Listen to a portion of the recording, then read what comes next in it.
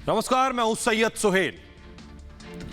जिंदगी एक हादसा है, और कैसा हादसा, मौत से भी खत्म जिसका सिलसिला होता नहीं। यह शेर आज बिल्कुल सही साबित होता है, क्योंकि भारत का वो सुपर कमांडर भले ही अब इस दुनिया से रुखसत हो चुका, लेकिन जनरल बिपिन रावत का सिलसिला देश की इस मिट्टी से मौत भी खत्म नहीं कर सकती।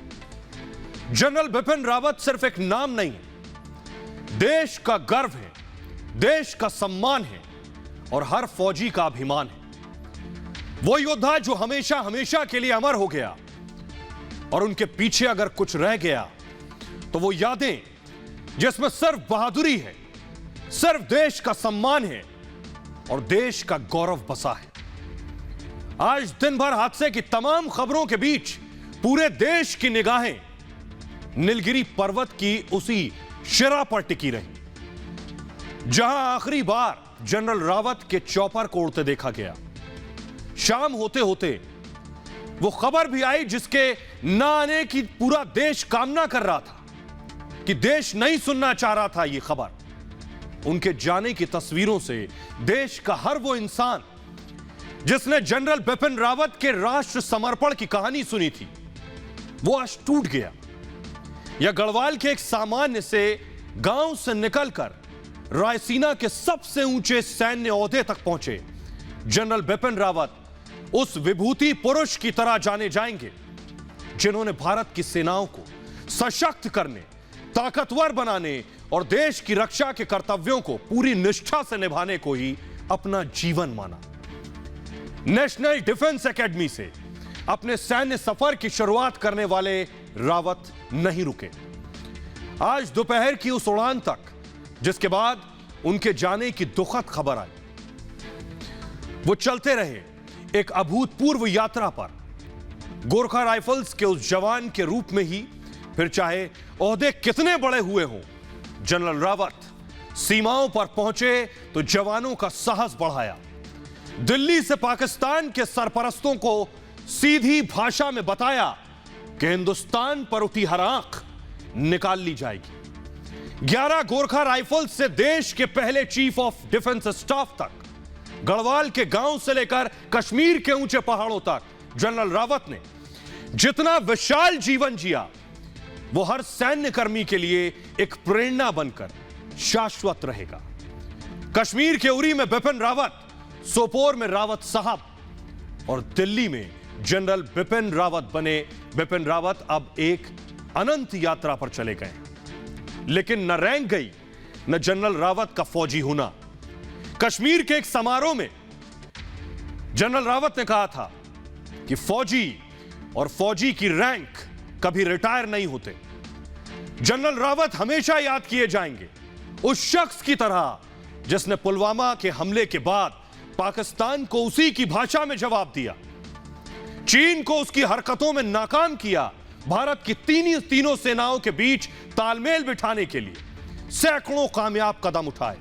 जनरल रावत का निधन देश के लिए एक नुकसान, एक क्षति है। जनरल रावत का जाना एक ऐसी कमी है जो शायद कभी पूरी ना हो सके, लेकिन वो तो फौजी थे और फौजी ही रहेंगे। फौजी मुल्क की हिफाजत का कर्तव्य हमेशा उठाता है, दुनिया चाहे कोई भी हो। तो आइए शुरुआत करेंगे। इस दरमियान एक बड़ी खबर आ रही है जनरल बिपिन रावत से ही जुड़ी। आपको बता दें कि जनरल बिपिन रावत का पार्थिव शरीर तमिलनाडु से दिल्ली लाया जाएगा। बड़ी खबर आपको बता दें कि जनरल बिपिन रावत, जिनकी हादसे में मौत हुई, उस पर बड़ी खबर आ रही है। जनरल रावत का पार्थिव शरीर दिल्ली आएगा। कल सुबह खबर है कि उनका पार्थिव शरीर दिल्ली पहुंचेगा। कल शाम तक दिल्ली लाया जाएगा उनका पार्थिव शरीर। और हमारे साथ निधि जुड़ रही हैं सीधे जनरल बिपिन रावत के घर के बाहर से। निधि हमारे साथ जुड़ रही है। निधि, आप सीडीएस जनरल रावत के घर के बाहर मौजूद हैं, वहां परिवार वाले मौजूद होंगे, आने जाने वालों का सिलसिला और तांता लगा है। खुद क्या अभी भी आर्मी चीफ भी मौजूद हैं? खबर यह है इंडियन एयरफोर्स के चीफ भी वहां पहुंचे हैं। निधि, बेहद दुखद दिन है हम सब के लिए, पूरे देश के लिए बहुत बड़ी क्षति है। सीडीएस जनरल बिपिन रावत हमारे बीच नहीं रहे। अनफॉर्चुनेट उनका हेलीकॉप्टर क्रैश हुआ और उसमें उनका निधन हो गया। मैं इस वक्त सीडीएस जनरल बिपिन रावत के घर के बाहर दिल्ली में जो उनका निवास है कामराज मार्ग पर दिल्ली में, वहां घर के बाहर हूँ। और अब भी जैसा कि आप पूछ रहे थे, सेना प्रमुख जनरल एम नरवणे, सेना प्रमुख जनरल मनोज मुकुंद नरवणे अब भी मौजूद हैं। पिछले 5 घंटे से वो परिवार के साथ मौजूद हैं, सांत्वना दे रहे हैं, ढांढस बंधा रहे हैं और इस बात की तस्दीक कर रही हैं, विश्वास दिला रही हैं कि उनके परिवार के साथ पूरा देश इस वक्त खड़ा हुआ है। जनरल मनोज मुकुंद नरवणे 5 घंटे हो चुके हैं और जैसा कि आप जानकारी दे रहे थे, कल सीडीएस जनरल बिपिन रावत का जो पार्थिव शरीर है, उनकी पत्नी जनरल बिपिन रावत का पार्थिव शरीर कल दिल्ली लाया जाएगा। शाम तक हमारे साथ मेजर गौरव आर्या लगातार बने हुए हैं। मेजर, एक बहुत बड़ा नुकसान, जो बात मैंने शुरुआत में कही, इतना बड़ा नुकसान जिसकी शायद भरपाई नहीं, और खुद बिपिन रावत ने एक बार कहा था, जिसका मैंने जिक्र किया, कि फौजी और उसकी रैंक कभी खत्म नहीं होते, कभी जाते नहीं, वो हमेशा रहते हैं। नहीं, बिल्कुल। आप देखिए सोहेल, बहुत अच्छी बात करी थी जनरल रावत ने और सच्ची बात है। और आप ये देखेंगे कि आज के बाद भी, अब जनरल रावत इस दुनिया में नहीं रहे, पर जब भी आप उनका नाम लेंगे, आप हर समय उनको जनरल बिपिन रावत के नाम से बुलाएंगे। तो फौजी का रैंक कभी नहीं जाता, मृत्यु के बाद भी नहीं जाता। बहुत बड़ी बात जनरल रावत ने कही। और एक और बात मैं कहता चलूं जी, they say that the rank never retires, a person में रिटायर। और अगर रैंक आपके नाम के साथ जुड़ गया तो हर समय आपको वही इज्जत मिलेगी जो आपको मिलती चली आई है। और आज हम जनरल बिपिन रावत को याद करते हैं। मुझे तो ऐसा लगता है सुहेल की बहुत झटका लगा है आज इस देश को, और सिर्फ देश को नहीं। आप देखिए, इजराइल को देख लीजिए, अमेरिका को देख लीजिए, चीन ने मैसेज भेजा है और रशिया ने मैसेज भेजा है। सबसे पहला मैसेज शायद रशिया से ही आया था। तो पूरी दुनिया आज गमगीन है, सिर्फ भारतवासी नहीं, पूरी दुनिया आज गमगीन है। इतनी बड़ी शख्सियत बीच से गई है हमारे। बेशक मेजर सही कह रहे हैं, देश ही नहीं पूरी दुनिया गमगीन है। आइए आपको एनिमेशन के जरिए जरा जल्दी से दिखाता हूं मैं कि किस तरह general Bipin Rawat MI-17 helicopter में सवार थे और कैसे हादसा हुआ। ये देखिए जरा, कुछ इस तरह से MI-17 हेलीकॉप्टर नीलगिरी की पहाड़ियों के ऊपर से गुजर रहा था, कुन्नूर पर यह हादसा हुआ।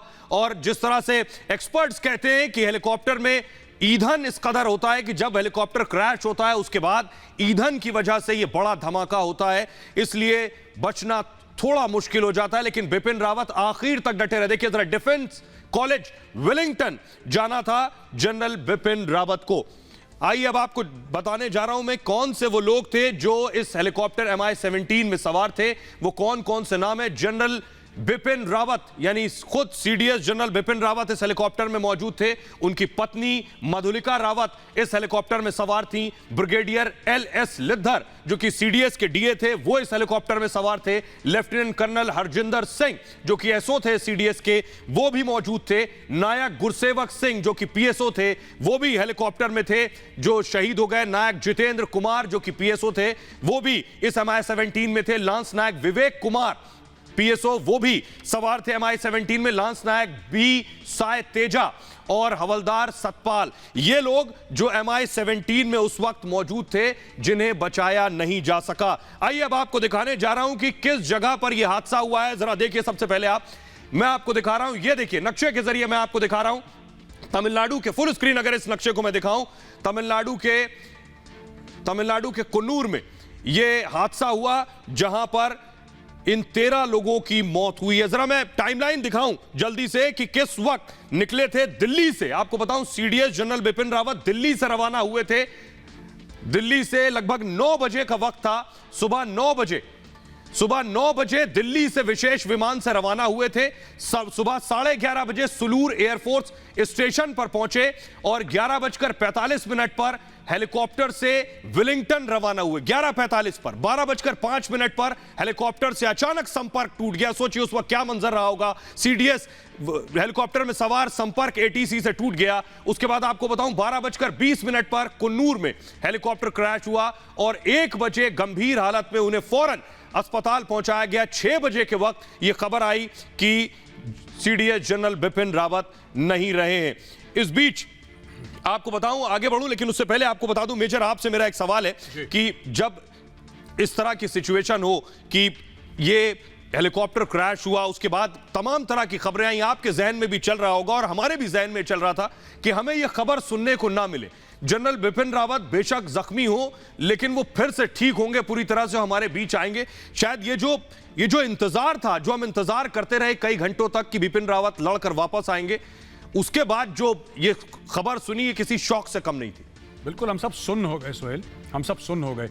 और जो कहते हैं ना कि आपको पता है कि हो ना हो ये बुरी खबर सच होगी, लेकिन यू होप अगेंस्ट होप, आप फिर भी उम्मीद लगाए रखते हैं कि नहीं, भगवान करे कि ऐसा ना हो, भगवान करे कि ऐसा ना हो। और वही हुआ जो हम सोच रहे थे कि नहीं होना चाहिए, जिसकी हम प्रार्थना कर रहे थे नहीं होना चाहिए। और आज भारत ने अपना एक बहुत होनहार, बहुत प्यारा, बहुत लाडला और बहुत वीर बेटा खो दिया है। और इस बीच आपको बता दें, मेजर जो कह रहे हैं भारत ने एक वीर बेटा खो दिया है, ये बिल्कुल सच है।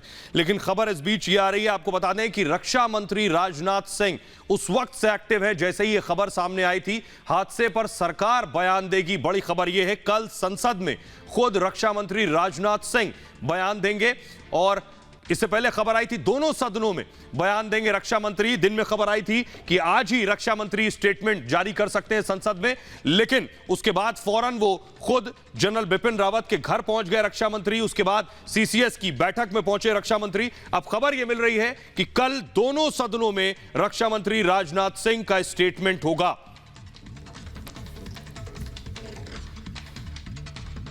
और ये आपको बताता हूं कि कुन्नूर जहां पर यह हादसा हुआ उस जगह के बारे में बताने जा रहा हूं। तमिलनाडु के नीलगिरी जिले का हिस्सा है यह कुन्नूर। समुद्र से लगभग 1850 मीटर की ऊंचाई पर मौजूद है। सोचिए जरा किस तरह की पहाड़ियां होंगी। कुन्नूर अपने चाय उत्पादन के लिए प्रसिद्ध है और यहां की आबादी महज 50,000 के करीब है। फौरन जो स्थानीय लोग थे वो भी वहां पर पहुंचे। नीलगिरी का दूसरा बड़ा पर्वतीय स्थल कहा जाता है नीलगिरी पर्वतमाला। ट्रैकिंग के लिए भी इसे जाना जाता है और ऊटी के बाद दूसरा सबसे बड़ा पर्वतीय स्थल है ये। कुन्नूर से कोयंबटूर एयरपोर्ट लगभग 55 किलोमीटर की दूरी पर है। मेजर हमारे साथ बने हुए। मेजर जरा नीलगिरी के बारे में अगर दर्शकों को बता सके, जिस जगह यह हादसा हुआ, जो दर्शक हमारे साथ अभी जुड़ रहे हैं वो अगर समझ सके कि कितनी दुर्गम पहाड़ियां थी, मौसम भी खराब था, ऐसी स्थिति में हेलीकॉप्टर को संभालना कितना मुश्किल काम था। सोहेल, वहां पे जो एक्चुअली हिल्स हैं वो माउंटेन्स नहीं है, यानी कि इतनी ऊंची चोटियां नहीं है, लेकिन वहां पे क्या है कि फोलियज जो है, जो जब पेड़ हैं वो बहुत थिक है। वहां पे टी गार्डन्स हैं, उस एरिया में टी गार्डन्स वहां के बहुत मशहूर हैं। और जहां पे क्रैश हुआ वहां से रोड हेड जो था, सबसे जो पास वाली सड़क थी वो काफी दूर थी वहां से, तो वो प्रॉब्लम एक तो वो हो गई वहां पे। और दूसरी चीज वहां पे वेदर भी, जिसको हम कहते हैं इनक्लेमेंट, यानी कि खराब मौसम। आज कहते हैं कि कोई ऐसा खराब मौसम नहीं था, लेकिन पिछले दिनों में हम सब ने सुना है कि तमिलनाडु में कितनी प्रॉब्लम हुई थी, बाढ़ जैसी स्थिति और तूफान आना वगैरह। तो ये सब वहां पे होता चला आया है। हाँ, एक एरिया जो है वहां पे, ये जो खास एरिया जिसकी हम बात कर रहे हैं, वहां पे प्रॉब्लम ये हो सकती थी जी। और ये तस्वीरें हम दर्शकों को दिखा रहे हैं। देखिए, सीडीएस जनरल बिपिन रावत के घर की सीधी तस्वीरें इस वक्त आप देख पा रहे हैं। सेना प्रमुख निकले हैं सीडीएस जनरल बिपिन रावत के घर से। ये सीधी तस्वीरें हम आपको दिखा रहे हैं। जनरल रावत के घर की तस्वीरें आप देख पा रहे हैं। बेशक परिवार में मातम का माहौल है। एक ऐसे शख्स को खोया, न सिर्फ परिवार के लिए, सोचिए देश के लिए, दुनिया के लिए वो अफसोस साफ पता चल रहा है। सीडीएस रावत के निधन पर दुख जताया है राष्ट्रपति ने। आइए अब आपको मैं दिखाने जा रहा हूं, दर्शकों को दिखाने जा रहा हूं मैं कि बहुत कम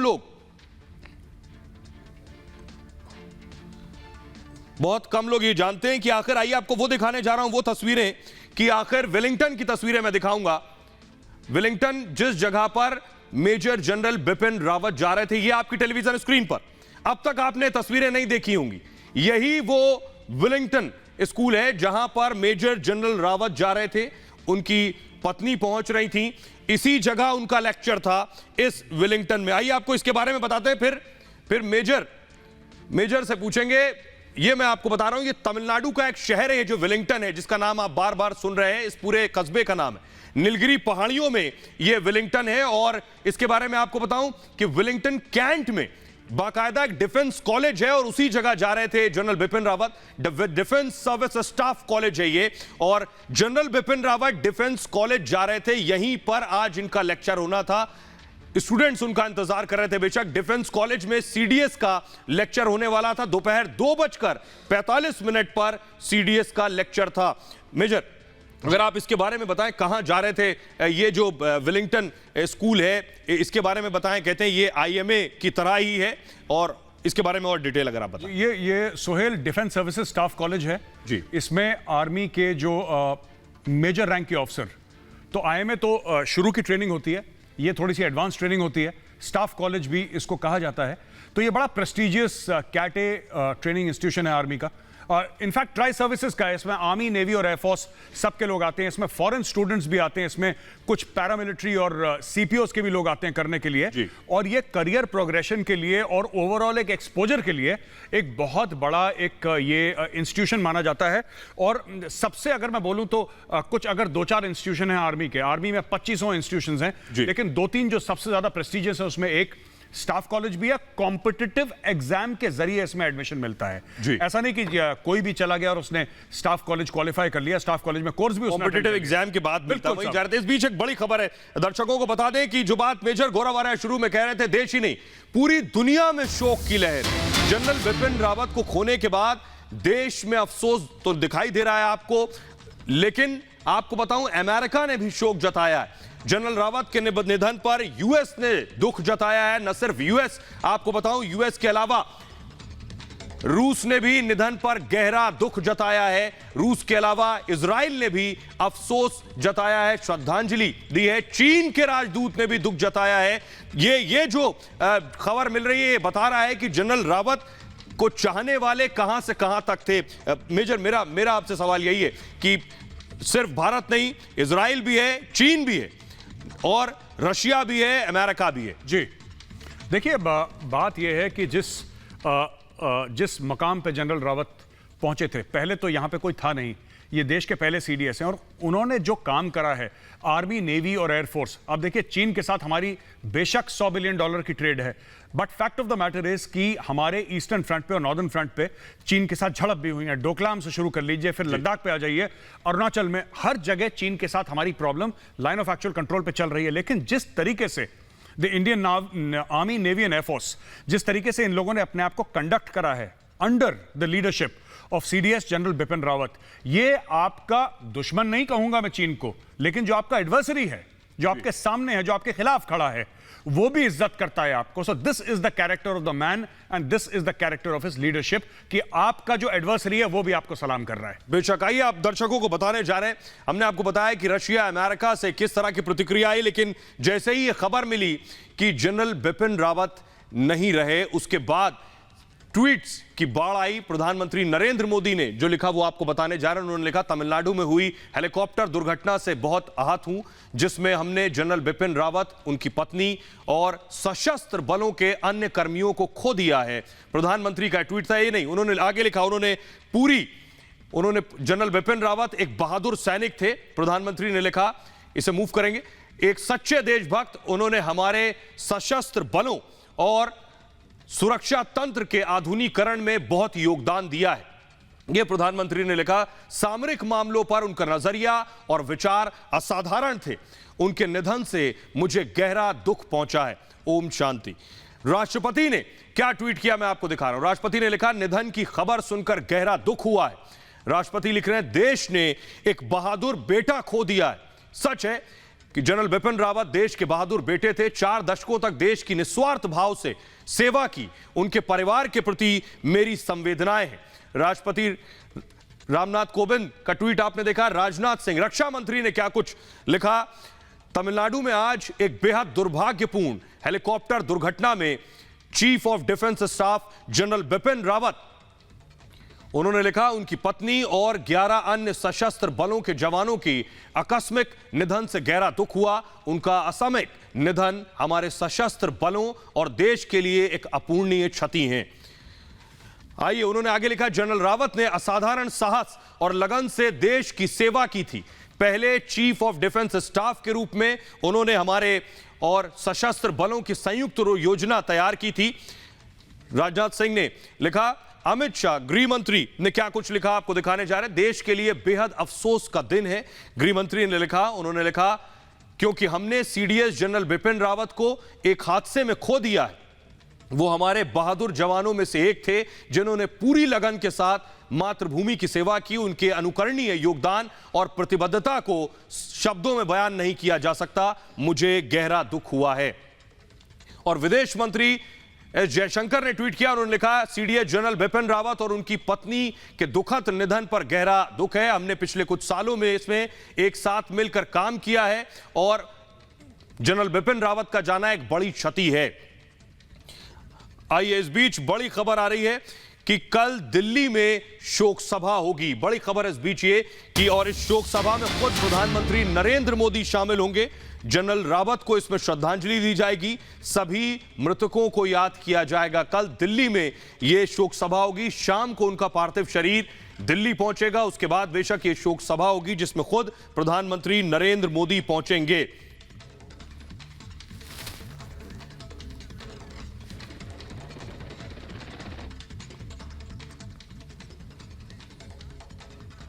तो आइए अब आपको दिखाने जा रहा हूं कि मैं ये है वो MI-17 हेलीकॉप्टर। मेजर से इससे बात भी करेंगे इस पर। इसी हेलीकॉप्टर में, इसी तरह के एक हेलीकॉप्टर में सवार थे सीडीएस जनरल बिपिन रावत।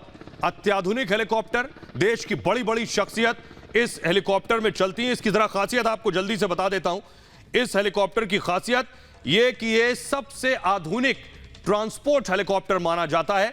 ये MI-17, इसमें 2 इंजन लगे होते हैं इस हेलीकॉप्टर में, और एक इंजन अगर खराब हो जाता है तो दूसरे इंजन के जरिए इसकी लैंडिंग की जा सकती है। सियाचिन जैसे हालात में भी उड़ने में सक्षम है ये। इसे वहां भी उड़ाया जा सकता है। 6000 मीटर की ऊंचाई तक ये उड़ सकता है ये हेलीकॉप्टर। रफ्तार इसकी 250 किलोमीटर प्रति घंटे की होती है और एक बार में 580 किलोमीटर की दूरी यह हेलीकॉप्टर तय कर सकता है। लगभग 36 तरह के ये हथियारों से लैस होता है हेलीकॉप्टर और शतर्म 5 मिसाइल और S-8 रॉकेट से भी लैस होता है। 23 mm की मशीन गन इस हेलीकॉप्टर में लगी होती है। 8 फायरिंग पोस्ट भी इस हेलीकॉप्टर में होते हैं। आप अंदाजा लगा सकते हैं कि कितना अत्याधुनिक हेलीकॉप्टर था। राहत और बचाव में भी कारगर है ये MI-17। 2008 में 80 हेलीकॉप्टर्स की डील हुई थी। उस दौरान इस हेलीकॉप्टर को लिया गया। 2011 में हेलीकॉप्टर की डिलीवरी शुरू हुई थी। और आपको बताऊं कौन कौन सी शख्सियत जरा वो मैं दिखा दूं कौन कौन सी शख्सियत इस हेलीकॉप्टर में चलती हैं। उसके बाद मेजर से बात करेंगे। यानी ये जो हेलीकॉप्टर था, आप अंदाजा लगाइए, इसमें प्रधानमंत्री नरेंद्र मोदी, जी हां, प्रधानमंत्री नरेंद्र मोदी इस हेलीकॉप्टर से ही सफर करते हैं, कहीं उन्हें जाना होता है। इसके अलावा गृह मंत्री अमित शाह, रक्षा मंत्री राजनाथ सिंह इस हेलीकॉप्टर में सफर करते हैं। सीडीएस जनरल बिपिन रावत भी इसी हेलीकॉप्टर में सवार थे। इसके अलावा सेना अध्यक्ष आर्मी चीफ जनरल नरवणे भी इसी हेलीकॉप्टर में सफर करते हैं। मेजर, तो सवाल यही है, खुद प्रधानमंत्री नरेंद्र मोदी इस MI-17 हेलीकॉप्टर में सफर करते हैं। ऐसे हेलीकॉप्टर का दुर्घटनाग्रस्त हो जाना ये जरूर सवाल खड़े करता है। इतना अत्याधुनिक हेलीकॉप्टर। जी नहीं, सोहेल आपने बिल्कुल ठीक बोला। अत्याधुनिक हेलीकॉप्टर तो है और चलाने वाला आप देखिए, इंडियन एयरफोर्स के पायलट जो हैं, शायद दुनिया में इनसे अच्छे पायलट्स हैं नहीं। चाहे फाइटर प्लेन्स की बात करें, चाहे हेलीकॉप्टर्स की बात करें, हर जगह अपना लोहा मनवाने वाले इंडियन एयरफोर्स के पायलट्स इन प्लेन्स को फ्लाई करते हैं। अब वो दुर्भाग्य है, किस्मत है, किस्मत के सामने कुछ नहीं चलता। आज वो घटना होनी थी इसलिए हो गई क्योंकि मैं बता रहा हूं MI-17 जो Mi-17 है, ये एक जबरदस्त प्लेटफॉर्म है। Helicopters are inherently unstable. देखिए, साफ सीधी बात है, आप इसको फिक्स विंग एयरक्राफ्ट से कंपेयर नहीं कर सकते। लेकिन अगर हेलीकॉप्टर्स में अगर आप कंपीट करेंगे, हेलीकॉप्टर्स में आप अगर कैपेबिलिटी देखेंगे तो MI-17 एक बहुत जबरदस्त और कारगर हेलीकॉप्टर है। आज इस हेलीकॉप्टर का क्रैश होना था। अब ये तो कोर्ट ऑफ इंक्वायरी बताएगी कि क्यों क्रैश हुआ, लेकिन बहुत दुखद है। लेकिन आई एम वेरी सरप्राइज, बहुत स्टेबल प्लेटफॉर्म है, अच्छा हेलीकॉप्टर है, जबरदस्त हेलीकॉप्टर है इस वक्त। मेजर, जिस हेलीकॉप्टर की बात कर रहे हैं उसके बारे में जरा आपको बताता हूं। भरोसे का नाम माना जाता है ये MI-17। मेजर जिस बात का जिक्र कर रहे हैं, हमेशा से इस पर भरोसा रहा है। वो ग्राफिक जरा मैं दिखाऊं। MI-17 हेलीकॉप्टर एक ट्रांसपोर्ट हेलीकॉप्टर है, जैसा कि मैंने शुरू में आपको बताया। और सबसे बड़ी बात, सबसे इंपॉर्टेंट बात देखिए, करगिल युद्ध के दौरान यही MI-17 लड़ाकू हेलीकॉप्टर बनाया गया। उस दौरान MI-17 को ट्रांसपोर्ट से गनशिप हेलीकॉप्टर में बदल दिया गया। आप समझिए इस हेलीकॉप्टर की खासियत। MI-17 में 557 mm के रॉकेट वाले 2 लॉन्चर्स लगाए गए। फिर MI-17 ने पहाड़ी पर बैठे पाक सेना पर जबरदस्त हमला किया था। उस दौरान भी करगिल के वक्त 18,000 फीट की ऊंचाई पर पाकिस्तानी ठिकानों को नेस्तनाबूद कर दिया गया था इस हेलीकॉप्टर के जरिए, और इस ऑपरेशन को ऑपरेशन सफेद सागर नाम दिया गया था उस दौरान। यह इस हेलीकॉप्टर की खासियत है। आइए जनरल रावत के बारे में मैं आपको बताऊं कि जनरल रावत आखिर किन महत्वपूर्ण पदों पर रहे हैं, और वो ऐसी शख्सियत रहे हैं जो हमेशा जाने जाएंगे। तमिलनाडु के कुन्नूर में आपको बताऊं सीडीएस जनरल बिपिन रावत के हेलीकॉप्टर हादसे ने पूरे देश को हिलाकर रख दिया, और वायुसेना के MI-17 हेलीकॉप्टर में पायलट समेत 14 लोग सवार थे। इनमें 13 लोग हादसे का शिकार हो गए। खबर के मुताबिक जनरल बिपिन रावत भी इस हादसे का शिकार हो गए। वायुसेना ने भी इसकी पुष्टि कर दी। उन्हें गंभीर हालत में कुन्नूर के पास विलिंगटन में भर्ती कराया गया था, लेकिन उन्हें बचाया नहीं जा सका। सीडीएस जनरल बिपिन रावत की गिनती जाबाज, दूरदर्शी और युद्ध की रणनीति में माहिर सैन्य अफसरों में की जाती थी, जिनका दुश्मन देशों की सैन्य रणनीति को भांपने और उसी के मुताबिक अपनी रणनीति को प्रभावी बनाने के लिए उन्हें जाना जाता था। और यही वजह है कि जनरल बिपिन रावत, आपको बताऊं कि प्रधानमंत्री नरेंद्र मोदी के बेहद करीबी रहे हैं हमेशा से, और उनके सबसे भरोसेमंद सैन्य अफसरों में से एक थे। जनरल रावत को आपको बताऊं आतंकवाद के खिलाफ रणनीति बनाने का कई वर्षों का अनुभव था। उन्होंने ऊंचाई वाले युद्ध क्षेत्रों में भी कई सालों तक काम किया। उनके उत्कृष्ट कार्यों के लिए उन्हें जाना जाता है। उन्हें बाकायदा परम विशिष्ट सेवा मेडल दिया गया। इसके अलावा उत्तम युद्ध सेवा मेडल उन्हें दिया गया। अति विशिष्ट सेवा मेडल से भी वो सम्मानित थे। युद्ध सेवा मेडल और सेना मेडल और विशिष्ट सेवा मेडल से भी उन्हें सम्मानित किया गया था। 2016 में प्रधानमंत्री नरेंद्र मोदी ने कई अफसरों की सीनियरिटी को बाकायदा दरकिनार करते हुए उन्हें थल सेना प्रमुख बनाया था, क्योंकि उन्हें लगता था कि तब के हालात में जनरल बिपिन रावत सबसे प्रभावी सैन्य प्रमुख साबित होंगे। जनरल रावत ने इसे साबित भी किया, और डोकलाम में जहां भारत और चीन की सेना आमने सामने थी जिस वक्त, उस दौरान अपनी सूझबूझ, दूरदर्शिता और सैन्य ताकत के बल पर चीन को पीछे हटने पर मजबूर कर दिया था। जनरल रावत की यही खासियत थी जिसकी वजह से प्रधानमंत्री मोदी ने जब उन्हें देश का पहला सीडीएस नियुक्त किया तो जनरल रावत को इसकी जिम्मेदारी दी गई, और जनरल रावत ने निराश नहीं किया। जनरल रावत 31 दिसंबर 2019 को उन्हें सीडीएस बनाया गया। जनरल रावत को 2016 में थल सेना प्रमुख बनाया गया था। 31 दिसंबर 2019 को सीडीएस बनने तक वो थल सेना प्रमुख रहे, और सीडीएस बनने से पहले जनरल बिपिन रावत 27 में थल सेना अध्यक्ष थे। और आपको याद होगा जनरल रावत के सीडीएस बनने के कुछ ही महीनों बाद भारत और चीन के बीच लद्दाख के गलवान में जबरदस्त तनाव था। ना तो भारत पीछे हटने को तैयार था, ना ही चीन। तब देश के पहले सीडीएस के तौर पर जनरल बिपिन रावत की साफ रणनीति थी कि चीन को मुंहतोड़ जवाब देना है, और नतीजा यह हुआ कि चीन ने जोर जबरदस्ती की तो बिहार रेजिमेंट के जवानों ने चीन के कई अफसरों समेत 40 सैनिकों को मार गिराया था। लगभग 60 साल के इतिहास में ऐसा पहली बार हुआ था कि जनरल रावत के बारे में आपको बताऊं कि उत्तराखंड के पौड़ी गढ़वाल के वो रहने वाले थे। General Rawat saint Edward school Shimla और एनडीए खड़कसाल के छात्र थे। 1978 को भारतीय सेना के गोरखा राइफल्स में उनकी नियुक्ति हुई। जनरल रावत को स्वॉर्ड ऑफ ऑनर से सम्मानित किया गया था। जनरल रावत के साथ इस हादसे में उनकी पत्नी मधुलिका रावत भी नहीं रहीं, और आपको बताऊं मधुलिका रावत आर्मी वेलफेयर के कार्यों में बढ़ चढ़ कर हिस्सा लेती थी। वो आर्मी वुमेन वेलफेयर एसोसिएशन की अध्यक्ष भी थी। जनरल बिपिन रावत और मधुलिका रावत की 2 बेटियां भी हैं। मेजर, मेरा सवाल आपसे जी, लेकिन इस बीच एक बड़ी खबर आ रही है। इस बीच दर्शकों को बता दें कि उत्तराखंड में 3 दिन के राजकीय शोक का ऐलान किया गया है। जनरल रावत के निधन पर यह ऐलान हुआ है। उत्तराखंड में 3 दिन तक राजकीय शोक रहेगा। उत्तराखंड के ही रहने वाले थे जनरल रावत। 3 दिन के राजकीय शोक का ऐलान किया गया है।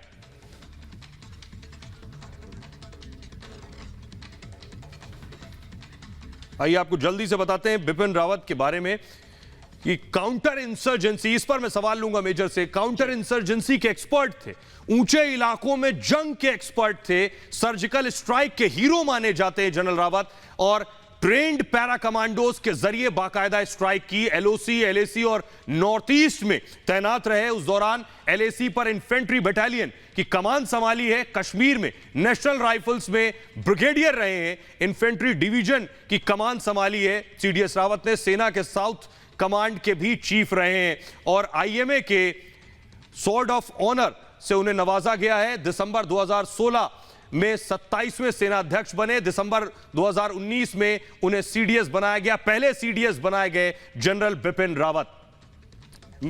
मेजर, एक सैनिक के रूप में आप भी एक सोल्जर हैं, कैसे कुछ लाइनों में डिस्क्राइब करेंगे आप सीडीएस को? देखिए, मुझे ऐसा लगता है कि जनरल बिपिन रावत का जो करियर रहा है आर्मी में और फिर बाद में सीडीएस, ये बहुत उन्होंने सियाचिन से लेकर, आपने नॉर्थ ईस्ट की बात करी, नॉर्थ ईस्ट में ही इज कमांडेड 3 कोर। वो 3 कोर के कमांडर थे। उन्होंने 3 कोर कमांड करा। उन्होंने 5 सेक्टर राष्ट्रीय राइफल्स उन्होंने कमांड करी एज अ ब्रिगेडियर। तो ये जताता है कि किस तरीके से उनको काउंटर इंसर्जेंसी का जो एक्सपीरियंस था, सिर्फ नॉर्थ ईस्ट का नहीं, जो बाद में भी था, पहले भी था, उनको बीच में कश्मीर भी गए एज अ ब्रिगेड कमांडर। और उन्होंने और जगह पर भी देखिए, line of control, line of actual control, तो चाइना से, पाकिस्तान से, कश्मीर के अंदर और नॉर्थ ईस्ट के अंदर पूरा एक अनुभव जनरल बिपिन रावत। ये जो आप देखिए रिबन्स हैं, जो मेडल्स हैं, जो उनकी छाती पे हैं, जो हमें दिख रहे हैं, ये कहानी सुनाते हैं जनरल बिपिन रावत के शौर्य गाथा है ये। यहां पे आप देखिए हर किस्म का मेडल आपको दिखेगा, हर किस्म की इज्जत से भारत ने इनको नवाजा था और ये इन्होंने करके दिखाया। आप दुर्गम पहाड़ियों पे देख लीजिए, उनका एक्सपीरियंस तब पता लगा जब चाइना सामने खड़ी हो गई थी और ये पूरा गलवान का किस्सा हुआ, जो हमने जवाब दिया, जो इंडियन आर्मी ने जवाब दिया। ऊपर कौन बैठा था? General Bipin Rawat, right?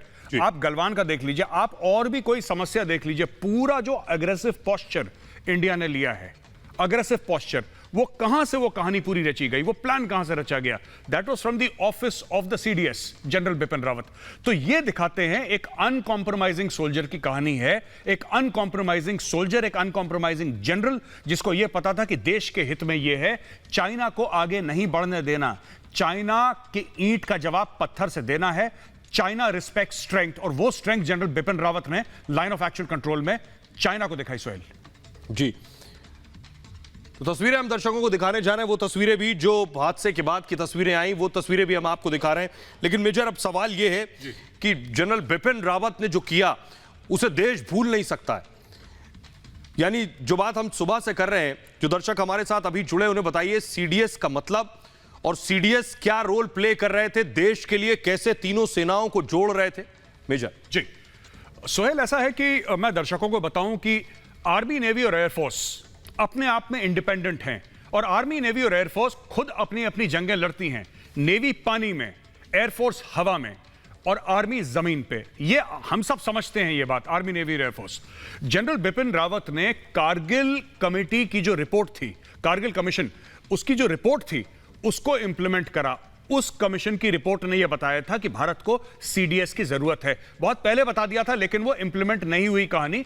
नरेंद्र मोदी जी की सरकार ने उसको इंप्लीमेंट करवाया और जनरल रावत आर्मी चीफ का जब टेन्योर खत्म हुआ, उनको सीडीएस अपॉइंट करा। अब कहानी यहां पे ये आती है कि आर्मी, नेवी और एयरफोर्स 3 अलग अलग हैं, वो एक साथ कैसे लड़ें? इसको हम कहते हैं jointness, ability of the army, navy and air force to fight together as one singular unit seamlessly is called jointness. दूसरी चीज, थिएटर कमांड्स की बात।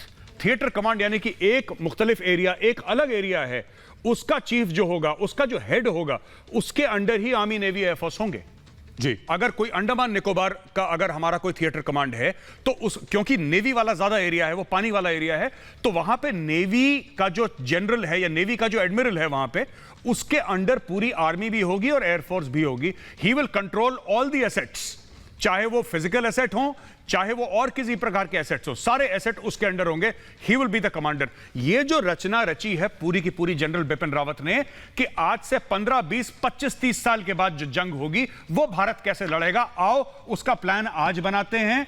चाहे उसका स्ट्रक्चर चेंज करना हो, चाहे उसका मैन पावर चेंज करना हो, चाहे नए हथियार लाने हो, चाहे उसकी थिंकिंग, उसकी फिलॉसफी चेंज करनी हो, आओ बैठ के आज ये करते हैं कि कल हमें विजय प्राप्त हो। जनरल रावत का एक बहुत फेमस एक कहावत है, जनरल बिपिन रावत अक्सर कहा करते थे कि जंग का एक ही उसूल है और वो है जीत। You enter into battle to win, there is no other principle of war except victory. यह जनरल रावत ने कहा था, और यह इतिहास उनको ऐसे ही जनरल के रूप में याद रखेगा जिन्होंने यह बताया था कि किसी भी सूरत में जीत हासिल करनी है, फौजी का सिर्फ एक धर्म है, जीत हासिल करना। मुझे लगता है जिस तरह से आप बता रहे हैं जी, जनरल रावत अपने आप में पूरी एक किताब है, जिसे पढ़कर, जिसे जानकर, कम से कम बेशक उस हद तक नहीं लेकिन बहुत कुछ सेना के बारे में, देश के बारे में, देशभक्ति के बारे में, कैसे जो है सेना की तीनों कमान को एक साथ लेकर, यानी नेवी और आर्मी और एयरफोर्स को एक साथ लेकर आगे बढ़ा जा सकता है, और इसके अलावा बहुत कुछ चीजें उनसे सीखने की जरूरत है। नहीं, बिल्कुल, आप बिल्कुल ठीक कह रहे हैं सोहेल, और मुझे लगता है कि जो जनरल रावत ने जो असली चीज करी है, जिसके बारे में लोग ज्यादा बात नहीं कर रहे, पर कहीं ना कहीं उनके दिलों में यह है कि ये पूरा जो मामला है जॉइंटनेस का, थिएटर कमांड्स का, ये उन्होंने इंस्टीट्यूशनलाइज कर दिया सोहेल जी। ये उन्होंने इंस्टीट्यूशनलाइज कर दिया। अब वो इस दुनिया में नहीं रहे, लेकिन जो अगले सीडीएस आएंगे उनको एक प्लेटफॉर्म मिल जाएगा आगे अगली लंबी छलांग मारने का, आगे इस देश की फौजों को ले जाने का, क्योंकि उसकी नींव, उसकी एक मजबूत सॉलिड नींव जनरल बिपिन रावत रख चुके होंगे, और रख दी उन्होंने। एक लाइन में उन्हें कैसे आप डिस्क्राइब करेंगे? समाप्ति का वक्त है जी, सोल्जर होने के नाते। सोल्जर होने के नाते मैं जनरल रावत को जब याद करूंगा, जब भी मैं उनसे मिला, 5-7 बार मिलने का मुझे सौभाग्य प्राप्त हुआ, मैं सिर्फ एक बोलूंगा उनके लिए चीज, a soldier soldier, a soldier soldier, general Bipin Rawat. इस दरमियान एक और बड़ी खबर आ रही, दर्शकों को बता दें, दिल्ली कैंट में अंतिम संस्कार होगा। कल शाम तक उनका पार्थिव शरीर दिल्ली लाया जाएगा। खबर यह है कि दिल्ली कैंट में उनका अंतिम संस्कार होगा। खुद प्रधानमंत्री शोक सभा में शामिल होंगे। इसके अलावा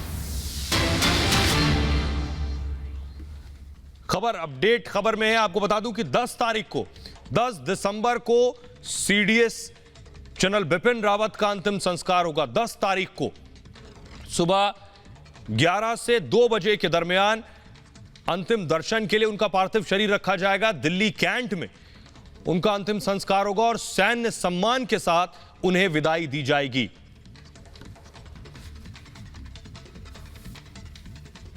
एक छोटे से ब्रेक के लिए रुक रहे हैं, लौट रहे हैं कुछ और बड़ी खबरों के साथ।